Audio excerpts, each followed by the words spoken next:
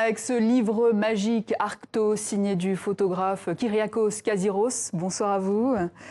L'objet de votre passion, ce sont les ours polaires. Vous êtes allé au plus près, les photographier les plus grands prédateurs terrestres. Qu'est-ce que ça fait? Ça fait des émotions incroyables. Et surtout, ce n'est pas un voyage ou deux voyages, c'est 13 ans d'expédition polaire, 2 mois par an en Arctique. Et ce, dans un contexte extrême. Vous êtes toute une équipe, hein. Pas vous seulement, évidemment, toute une... Je ne suis pas un aventurier. Ouais. Ce n'est pas... c'est des conditions difficiles, bien sûr, parce qu'il fait froid. Les conditions climatiques souvent ne sont pas très clémentes. Mais je vais soit dans un village inuit avec des guides inuits, soit en bateau.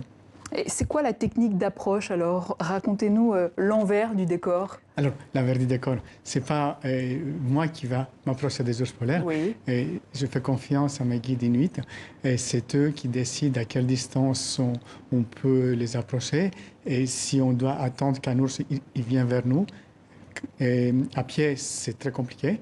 On est soit en motoneige, soit en bateau, soit en barque. Pourquoi les ours? Alors, c'est très personnel.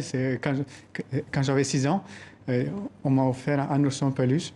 Et j'étais tombé amoureux de mon ourson. Et là, mon travail photographique, c'est vraiment l'imaginaire. Ce que j'imaginais enfant, et j'ai voulu reproduire l'imaginaire de mon enfance. Mais dans l'imaginaire actuel, à l'heure du réchauffement climatique, on n'a pas le sentiment que les ours ressemblent à ça.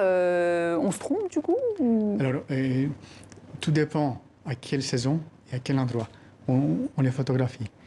Alors, si on va l'été au Spitzberg, où il n'y a pas de neige. Spitzberg, c'est où pour situer un petit peu? C'est dans le nord du Svalbard, sur l'océan Arctique, qui est administré par la Norvège, tout au nord de la Norvège.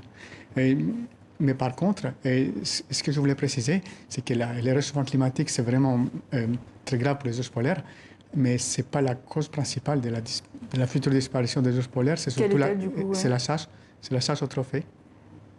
Et rien que le Canada autorise la mort de 600 ours par an. Ah oui, et ça on ne le dit pas suffisamment sans doute. Ces ours, ils vivent avec les communautés locales, les Inuits par exemple? Oui, ils sont depuis des siècles des Inuits et les ours polaires, ils cohabitent. Donc ils ne sont pas dangereux du coup ceux-là? Si, ils sont dangereux, mais il faut faire attention. Mais maintenant, je vais très souvent dans un village inuit qui est au nord de l'Alaska, sur la mer de Beaufort, qui s'appelle Kaktovik. Et là, ça arrive que les ours rentrent dans les villages, mais tout le monde sait comment se comporter. Et il n'y a aucune porte dans les villages qui est fermée. Comme ça, quand il y a un ours qui rentre, on rentre dans la première maison. Alors, on voit vos œuvres, ce sont des œuvres d'art. Il y a une volonté vraiment de le rendre comme tel? Oui, exactement. J'ai voulu faire vraiment un travail pictural. J'ai voulu créer des œuvres. Et ce sont des photos en édition limitée. En 8 exemplaires.